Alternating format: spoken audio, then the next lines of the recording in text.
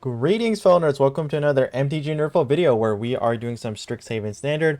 I'm taking a popular deck into the standard ranked. I've made my own little twist to it for the most part, but for the most part, it's pretty common. But this is my first time playing a Genesis Ultimatum deck, so I'll be probably finding a way to challenging myself a way to make this a little bit more fair or harder for myself to use in the future. So if you want to see more Strixhaven standard, you know what to do. Hit those buttons down below, hit that subscribe, give this video a thumbs up, hit that notification bell so you have an easier time finding me in the future.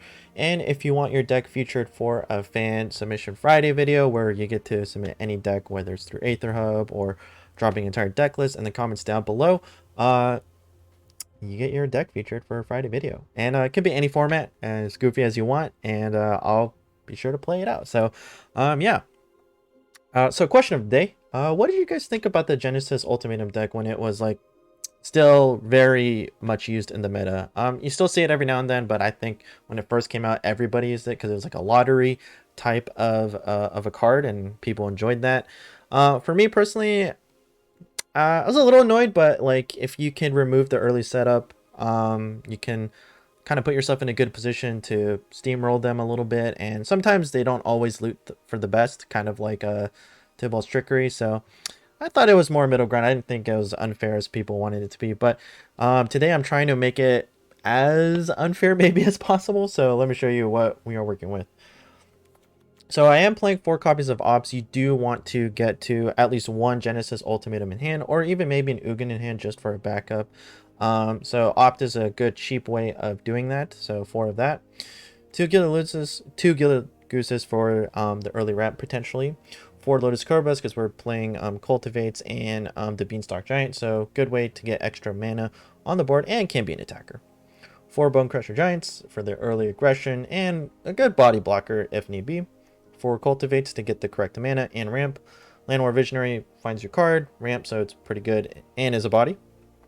1 Kasmina, which is like, why are you playing Kasmina? And it's like, well, the scry's pretty good, comes out early, and you know, more importantly, she can, if she gets 1 scry off and we save ourselves damage, I'll take it. Like, especially against mono red, they might see Kasmina as a threat, which it's really not. So it's there as a one of. 3 Beanstalk Giants, 3 Comas. Coma is a great card. It's good against control, has a way of protecting itself. 4 Genesis Ultimatum, and 4 Ugins. Ugin is, of course, one of the powerful win conditions. And then we got 6 Islands, 5 Mountains, 6 Forest, and 2 Frost Boil Snarls, 2 Vine Glimmer Snarls, and then 3 of our Triumphs. So, again, our goal is to just get the Genesis Ultimatum off, hope for 1 Coma or 1 Ugin, and then just kind of steamroll the game from there. So, yeah, I mean, I was debating about other high-end drops, but I figured with all the ramp, we should be okay. So this hand might seem weird, but I am going to keep it. I'm totally okay with this hand. I know I'm not doing anything till turn 3, but I think we'll be okay. I'm going to decline here. No, don't need to show our opponent anything.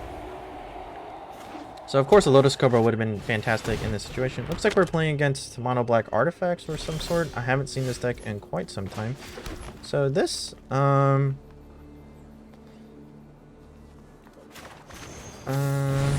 well, it's actually important to get our mana base sorted out more than playing the Gilded Goose. So I'm going to go ahead and search for blue land because Ultimatum is triple blue. It's important to remember triple blue, double green, and then double red. So when you're searching for lands, super important to make sure you're getting the correct lands out because you don't want to lose to some stupid reason. So I'm probably going to lose the Beanstalk Giant here. Oh, he actually went for the Ugin. That's super interesting. I personally wouldn't have gone for the Ugin this early on in the game, but the opponent thought it was worth it. So I'll take it, honestly. That's a victory in my book.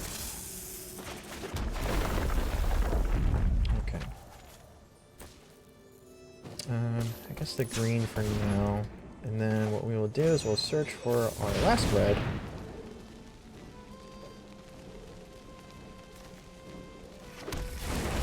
So also keep in mind Beanstalk Giant is a threat as well, so that also works out too.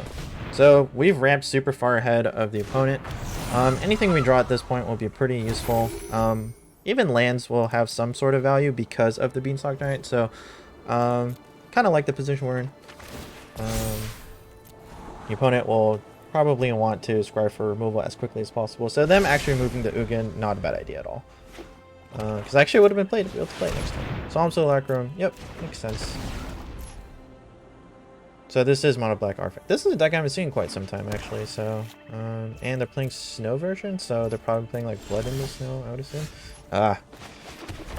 Unfortunate. For our opponent, we did draw the Ugin. I don't think it really matters. So I'm gonna play the Ugin now, just in case there's more hand destruction or there's other things going on. Now they will be able to draw a card out of this, but should be okay. They'll probably have to commit a removal to the Ugin at this point. They probably have a Blood Chief's Thirst, I imagine. That's a solid card to have. Mono black artifact usually plays it. If they don't have it now, they're definitely searching for it. So they scry to the bottom, so that means they didn't find what they wanted, but they probably have the answer in hand, I would assume. Another Maze Mine to him. Still have enough for a Blood Chief's Thirst. Oh, they didn't play it though. Okay, Lotus Cobra. Not super useful right now, but it's fine. I'm gonna get the Ugin off now, just in case. I will destroy if I must. So even though we didn't play the Ultimatum, getting the Ugin out pretty quickly is pretty good on our end. Getting 4 life is good. They definitely want to look for something that gets rid of the Ugin altogether. Because if I get the -10 off, that's pretty much game. Alright, cool. So easy peasy, ramp to Ugin, wins the game. Beanstalk Giant, Lotus Cobra combo, pretty good for the most part. So, again, ops are going to be useful for the most part, but Beanstalk Giant is just a great card in this type of deck with the late game win condition, just because it still has value. It's not as strong as Cultivate. In some case, it is better though, because the land comes in untapped. So if you have a Lotus Cobra, there's some extra things you get to do with it. So having both is important, but the Cultivate is needed just in case, you know. I'm going to go ahead and keep this, which sounds crazy. Double Ugin, Genesis Ultimatum. Probably a mistake, but I have an opt, so I can go ahead and search for that land.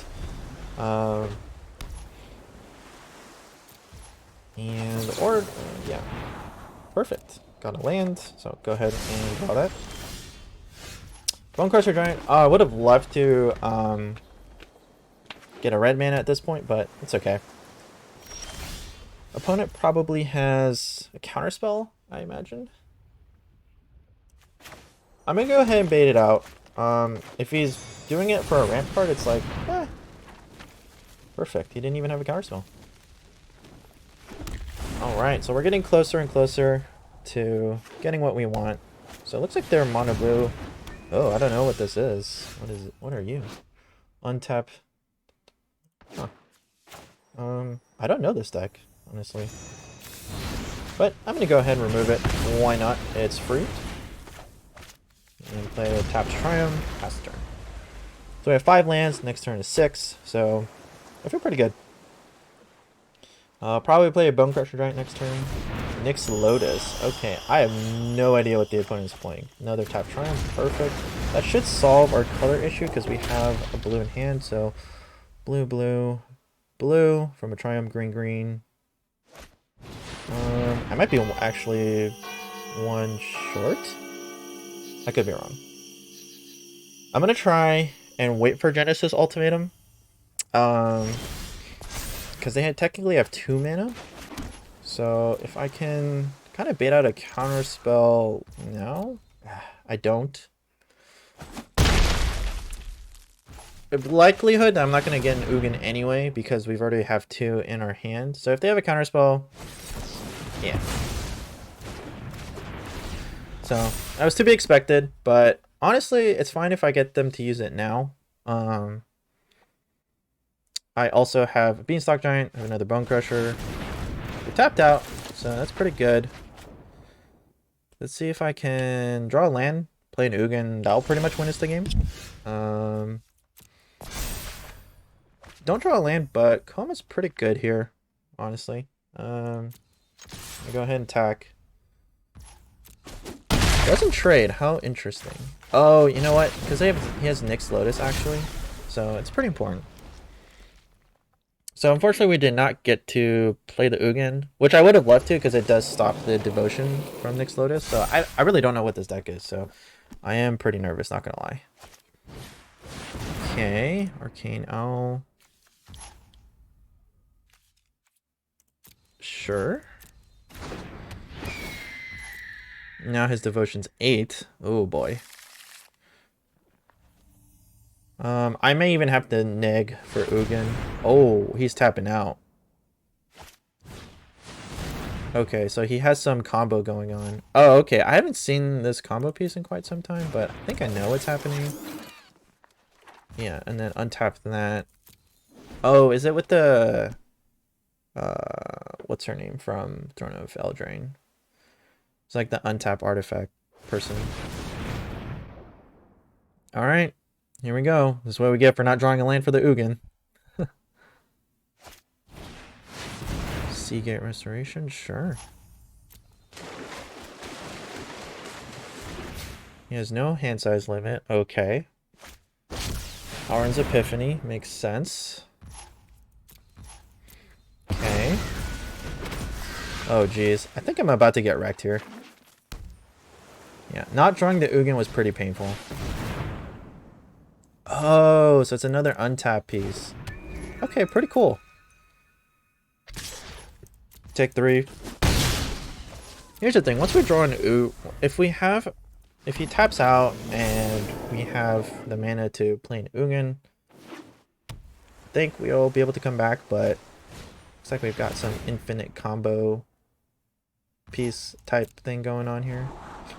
It's kind of nice to get the comas though at each upkeep, so there's still some sort of value, I suppose. Oh, tap target permanent. Oh, I could have been tapping the Nyx Lotus the whole time. So I'm gonna... I can't do it in response. I have to like stop it somewhere. I see.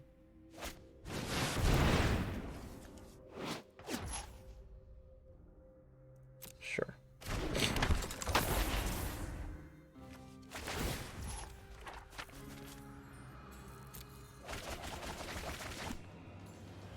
He's drawing his whole library. I see. And then he's going to play that one dude, right? I think that's it. That's what's happening. That's pretty cool.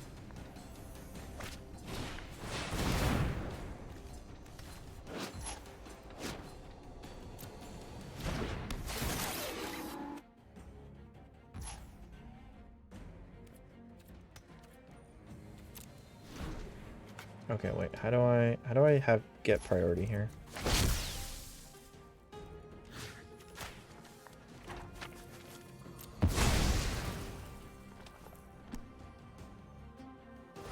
Oh, he still gets to tap it in response. Oh, okay. So there's really nothing I could do here. He should be winning then. Yeah, he should be winning then at this point. So unfortunate that we didn't draw a land for the Ugin, because we would have just neg 3 or neg 4 and just wiped out his entire board. So he's gonna play the thing where he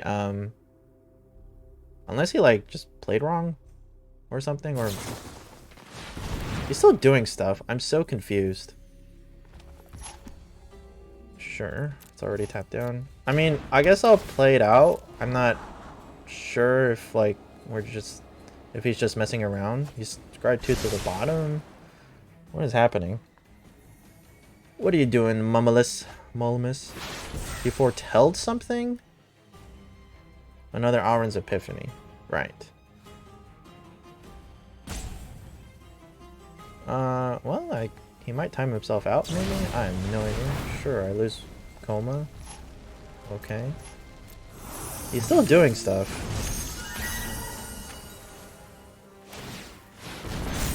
Okay. What is he doing? Is he trying to get Midnight Clock online now? I am so confused. Okay. Now he only has 2 mana, or 3 mana. I am very confused. Probably has a counterspell though. I feel like I have to play the Ugin. I know he has a counterspell, but I feel like I have to try. Okay, or not. I'm so confused. What is happening? I'm just gonna do it before something crazy happens.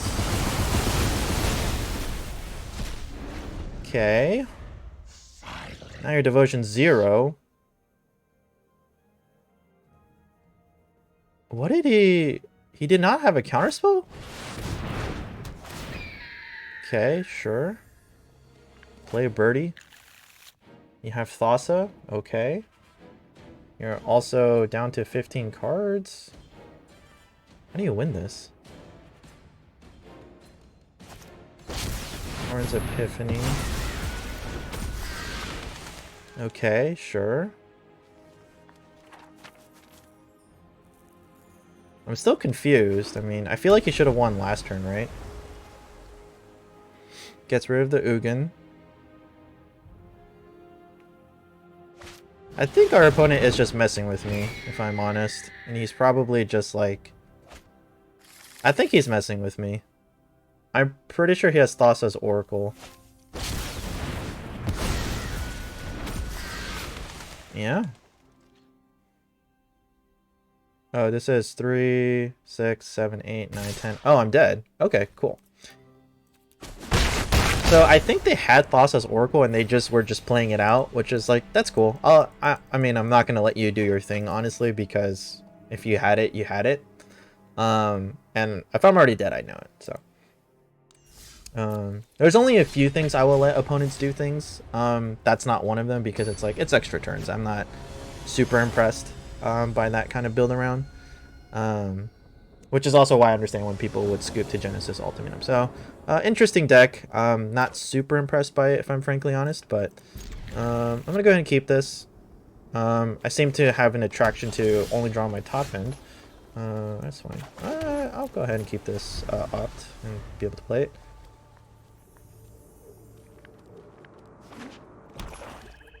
Okay, he's still not doing anything. Sure, I'll draw a land. Seems important. Triumph. Triumphs are important.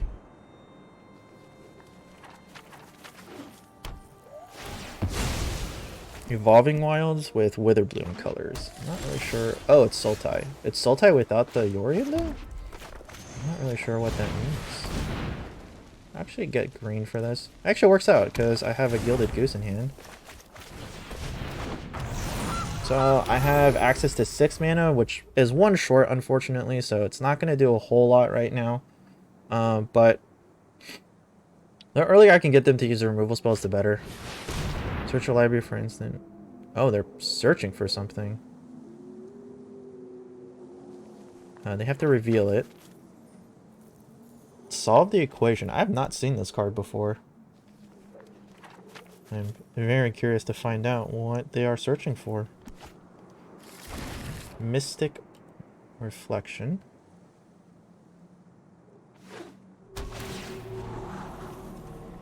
Oh, okay, so something becomes a copy. Interesting. I drew all my triumphs, so that's... Actually, that's not a bad thing.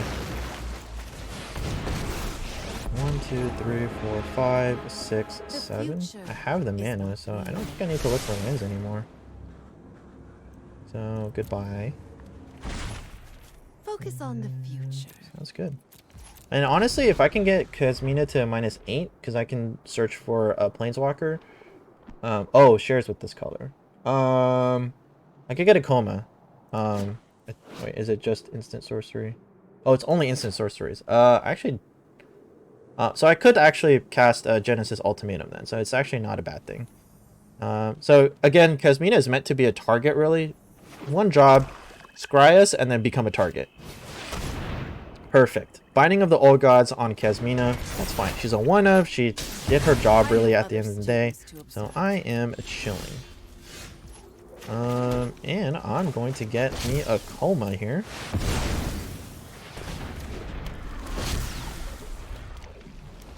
So, we should be in a good position here. If we can get this snake to resolve before he removes stuff. But he also does that in his upkeep, then he's tapped out for his turn. So either way, we're in a good position. Obviously, we don't want them to do it, but they might miss the trick, which they did. So, pretty happy with the outcome. Alright, World Tree. It's actually not bad. It's a card I was considering, but with the 3 Triumphs, I think and the potential of Snarls coming in tapped, I thought we were pretty good, honestly, on lands. So I don't know what this is. This is not Sultai. This is 4 color? Okay, they foretold something. Probably a counterspell. Oh, well, it doesn't matter. Because a Mammoth is here. Interesting. I have no idea what they're playing. In the land. I'm going to attack.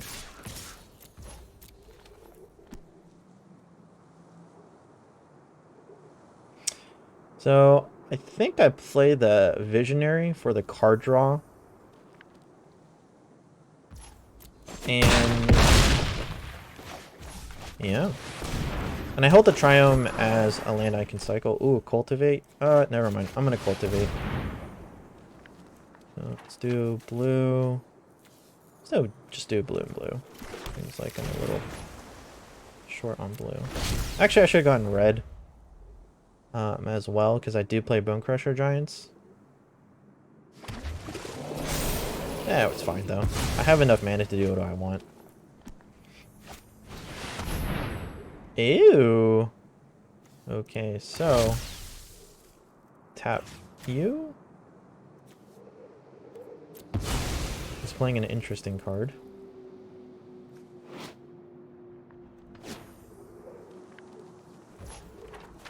And just in case, I'm gonna give him Indestructible. It's also less for Culling Ritual. Because now it only has... actually, I could just get rid of it. I'm gonna tap you again. Or... wait, can I tap a land? I sure can. Oh, wait, so that actually works out really well. So he only gets 1 extra mana, so I don't know if he totally forgot I could just sack.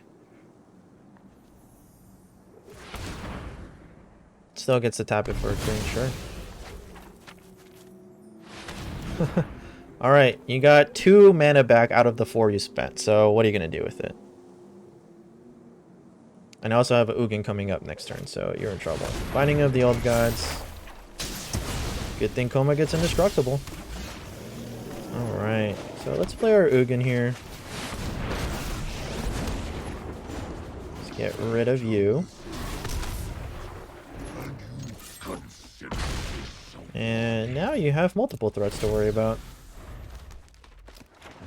I don't know how you get out of this, to be quite frank. You get an extra forest.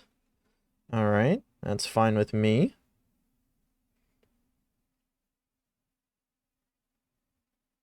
So far, so good, I would say. I really don't see how I can lose. Because I don't. Alright, so, yeah, Genesis Ultimatum deck's still pretty good. Pretty dependent on your ramp cards for the most part, so there is some kind of... that's why Kasmina and Ops, I think, are actually pretty good in this deck. And again, Kasmina just draws attention, which you're like, I don't really care. I just need to scry for a card or make sure I get closer to the cards I'm looking for. So Kasmina is like almost double duty in that sense. So maybe it's worth it to even play too. But hopefully you guys enjoyed that. Just my take on Genesis Ultimatum. I did actually create a deck of a harder version to play, so it might seem more fair. I'm gonna try it out. You guys will see it tomorrow. So if you want to see that, hit those buttons. Make sure you stick around. So catch me live on Twitch, all that good stuff. So right now up top, YouTube is showing you my most recent upload. And then right below that is a video that YouTube thinks you specifically like. Probably a deck you haven't seen me play quite yet. And if you haven't, check out my channel. I post every Monday through Thursday, and if there's a video for Friday, that's a fan submission Friday video. So I'm always there to produce content. I'm going to try and produce more. I'm starting to finalize the final things. My life. I'm going to go on vacation. Going I'm gonna graduate. I have a graduation ceremony on the 21st, I believe. It's a Friday. So a lot of things coming up for me. So I want to post out more videos as well. That's not just Magic related. So, yeah. If you guys want to see more stuff, again, hope to see you guys for the next NerdPhil.